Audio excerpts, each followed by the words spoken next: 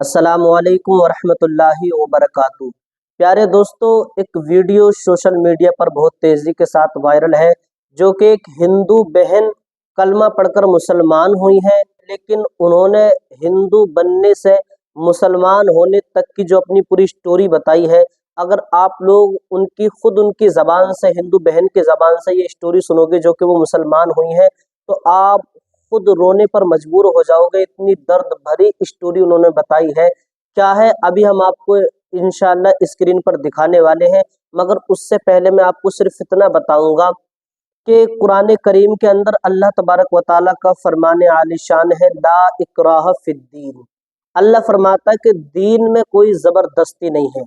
अगर कोई भी मुसलमान भाई बहन अगर आपसे ये कहता है, किसी हिंदू से, कि भाई आप कलमा पढ़ो दाखिल इस्लाम हो जाओ, आप कलमा पढ़कर मुसलमान हो जाओ, तो आपके दिल में नहीं है मुसलमान होना, तो ये एक तरह का जुल्म है। मगर पूरी दुनिया के अंदर आप तारीख उठाकर देखो, कभी भी कोई मुसलमान भाई बहन किसी से भी इस तरह से नहीं कहता है कि आप मुसलमान हो जाओ। अगर कहता है तो मेरा चैलेंज है, आप मुझे दिखाओ कहाँ कहाँ है। क्योंकि अल्लाह तबारक व तआला इरशाद फरमाता है, ला इकराह फिद्दीन, दीन में कोई ज़बरदस्ती नहीं है। इसलिए कोई मुसलमान किसी से भी ज़बरदस्ती नहीं करता है, बल्कि जब बंदे को या बंदे को इस्लाम के तमाम फरामीन, इस्लाम की अखलाक व तहजीब और इस्लाम की सच्चाई, इन तमाम बातों का पता चलता है, तो इंसान खुद ब खुद ये कहने पर मजबूर हो जाता है कि बस जल्दी से कलमा पढ़ा दीजिए और दाखिल इस्लाम करा दीजिए। अब इन हिंदू बहन ने अपनी क्या दर्द भरी स्टोरी बताई, जो कि पहले हिंदू थी अब मुसलमान हुई है। आइए उस स्टोरी को सुनते हैं इंशाल्लाह, और आप स्क्रीन पर इस वीडियो को देखें। अगर इंशाल्लाह वीडियो को सुनेंगे तो आपका दिल मचल उठेगा और आप भी ये कमेंट्स करने पर मजबूर हो जाएंगे। आप खुद इन बहन को दिल से सलाम करेंगे जो इन्होंने बताया। आप स्क्रीन पर वीडियो देखें। मेरे हस्बैंड ने पहले इस्लाम कबूल किया, एक जैन फैमिली से बिलोंग करते हैं। मैं अग्रवाल फैमिली से थी। मेरा पुराना नाम मानसी अग्रवाल था। और मेरे हस्बैंड ने जब इस्लाम कबूल किया तो मेरे लिए मेरी लाइफ का बहुत एक शॉकिंग इंसिडेंट था। मैंने फर्स्ट टाइम किसी को पहली बार देखे, मैंने किसी को नमाज पढ़ते हुए देखा। मैंने अचानक ये अक्सर करके एक पर्टिकुलर टाइम होता था और ये घर से कहीं चले जाते थे, और मैं इनसे पूछती थी कि आप कहाँ जाते हैं, तो ये रिप्लाई करते थे, this is none of your business, you have to do your job. तो मैं भी खामोश हो जाती थी। बाकी मेरे फादर इन लॉ से अक्सर इनकी डिबेट और सब कुछ हुआ करता था, बट मुझे नहीं समझ में आता था कि ये डिबेट क्या है, ये लोग किस बात पे इतना ज़्यादा, मतलब इनका डिबेट इतना एग्रेसिव मूवमेंट्स पे कैसे आ जाता है। तो बाकी फिर एक धीरे धीरे जब मुझे ये इस्लाम के पहले तो ये लोग नहीं बताए, बट फर्स्ट टाइम जब मैंने इनका फजर की नमाज थी और अचानक मेरी नींद खुली और मैंने इनको नमाज पढ़ते हुए देखा। मैंने इनसे पूछा कि आप क्या नमाज पढ़ रहे हैं, क्योंकि सिर्फ टेलीविज़न पे देखा था कि हाँ ऐसे जो करते हैं वो नमाज के एक्शंस हैं। मैंने इनसे पूछा कि आप नमाज पढ़ रहे हैं, इन्होंने कहा कि हाँ मैं नमाज पढ़ रहा हूँ। मैंने बिल्कुल देर नहीं की मेरे फादर इन लॉ को बताने में। मैं रूम से बाहर निकल के और मैंने सबसे पहले उनको बताया कि पापा जी आज ही इनको मैंने नमाज पढ़ते हुए देखा। तो उन्होंने मुझसे कहा कि ठीक है खामोश रहो, अभी किसी से कहना नहीं, हम देखेंगे क्या कर सकते हैं। अब वो जो मेरी लाइफ का मोमेंट था, वहाँ से मेरे को ऐसा लगा कि ये क्या हुआ, मतलब ये क्या कर रहे हैं, ऐसा क्यों कर रहे हैं, ये कहीं ये किसी ऐसे व्यक्ति से तो नहीं मिल गए जो इनको टेररिज्म की तरफ ले जा रहा है, और ये ऐसी चीज़ों में तो नहीं इन्वॉल्व हो जाएंगे। एक बहुत बड़ा डर जो मेरे अंदर था वो, और on that time I was pregnant, तो मेरे को एक बहुत खलबली सी लगी रहती थी कि ये क्या चल रहा है, ये क्या चल रहा है। फिर धीरे धीरे करके जब मैं इनकी बुक्स वगैरह जो अलमीरा में रखी रहती थी वो मैं पढ़ने लगी और ढूंढने लगी। ये छुपा के रखा करते थे, और मुझे जब भी कोई बुक मिलती थी तो फिर मैं उसको पढ़ने लगी। तो मुझे उसमें ऐसा कुछ लगता ज़रूर था कि पता नहीं कुछ है, कोई डिफरेंट चीज़ है, क्योंकि मैंने देखा कि इनके अखलाक, इनकी सब चीज़ें बिल्कुल चेंज हो गई। जो ये पहले थे उससे ये बिल्कुल अलग हो गए। तो मुझे ऐसा पर्सनली लगता था कि इस प्लेटफॉर्म ने इनको ऐसा क्या दिया جو میرے ہسبینڈ کو بالکل چینج کر کے رکھ دیا. مطلب الحمدللہ یہ اس سمے کوشش کرتے تھے کہ جو نبی کی سنتیں ہیں, جو ہمارے نبی صلی اللہ علیہ وسلم نے کیا, اپنی وائف کی مدد کرنا, اپنی وائف کے ساتھ کس طرح اس کے حقوق کی ادائیگی کرنا, یہ سب کچھ وہاں الحمدللہ کرنے لگے.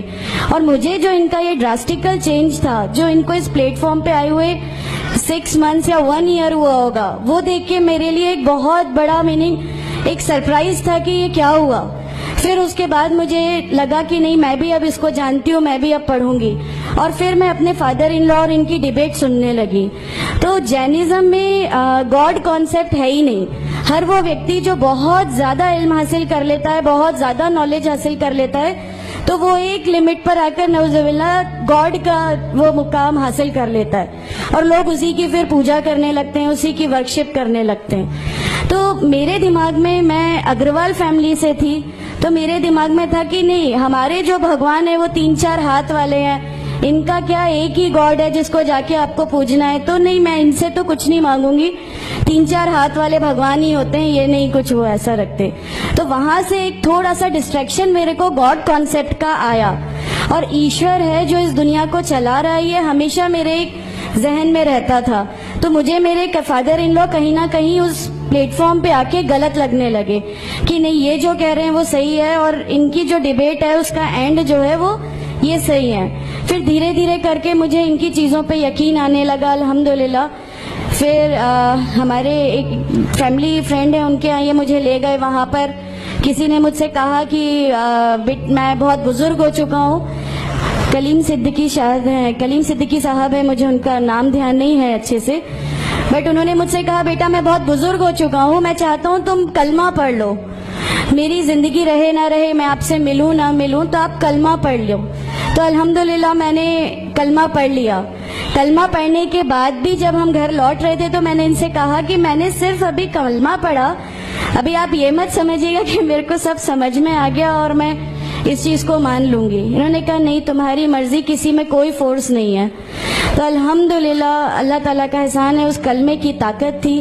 اور یہ ہمیشہ کہتے تھے تمہیں کوئی دعا مانگنی ہے تو تہجد میں مانگا کرو, تہجد کا جو ٹائم ہوتا ہے وہ بہت قیمتی ہوتا ہے, اور اس میں اللہ تعالیٰ سب کی دعائیں قبول کرتا ہے.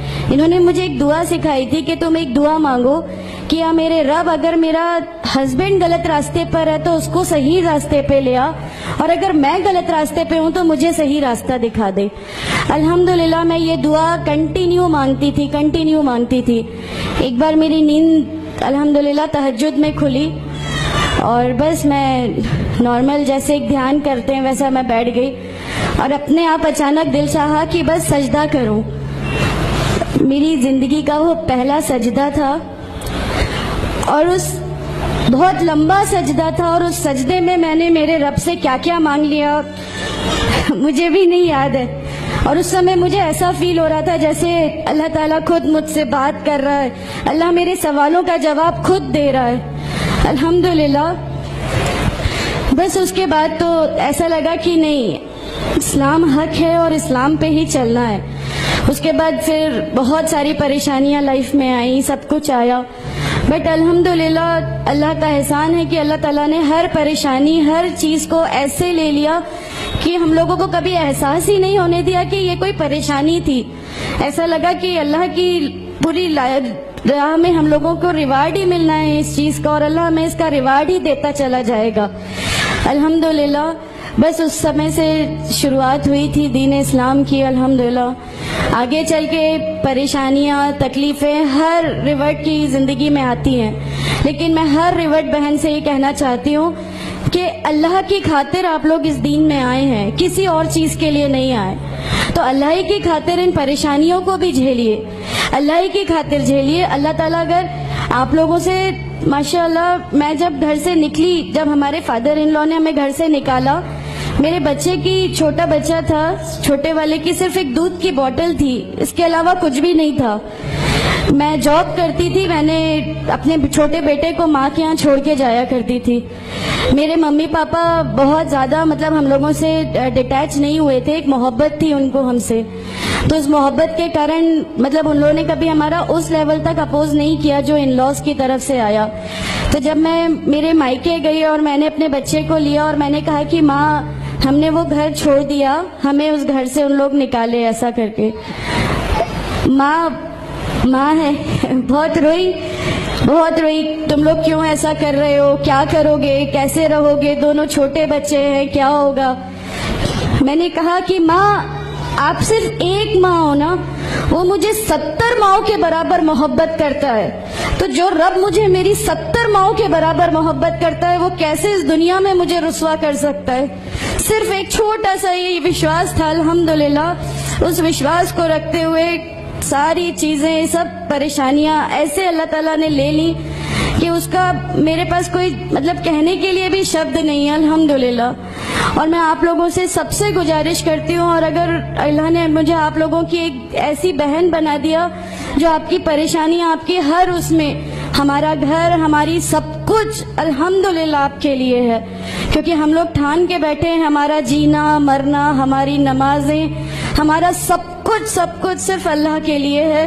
اور یہی آپ لوگوں نے ان ہندو بہن کی پوری سٹوری سن لی ہوگی, جو کہ انہوں نے ہندو سے مسلمان ہونے تک کی پوری سٹوری بتائی, اور آپ کا دل ایک مایوس سا, رونے سا لگا ہوگا دل, کیونکہ اتنی درد بھری سٹوری ہے ان کی میرے بھائیوں. مگر اللہ کا فرمان ہے لا اکراہ فی الدین, دین میں کوئی زبردستی نہیں ہے.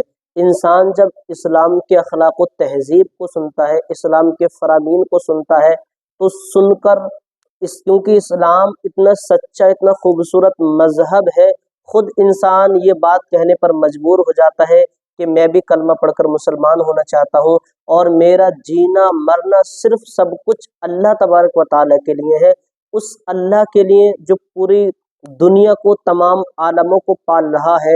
عزت و ذلت دینا اللہ تبارک و تعالیٰ کی جانب سے ہے, زندگی اور موت کے فیصلے سنانا اللہ تبارک و تعالیٰ کی جانب سے. گویا کہ ہر چیز اللہ تبارک و تعالیٰ کے حکم سے ہوتی ہے. اگر اس کی مرضی نہ ہو تو ایک پرندہ بھی اپنا پر نہیں مار سکتا, ایک پتا بھی نہیں ہل سکتا اگر میرے رب کی مرضی نہ ہو تو. ملتے ہیں اگلی ویڈیو میں. السلام علیکم ورحمۃ اللہ وبرکاتہ.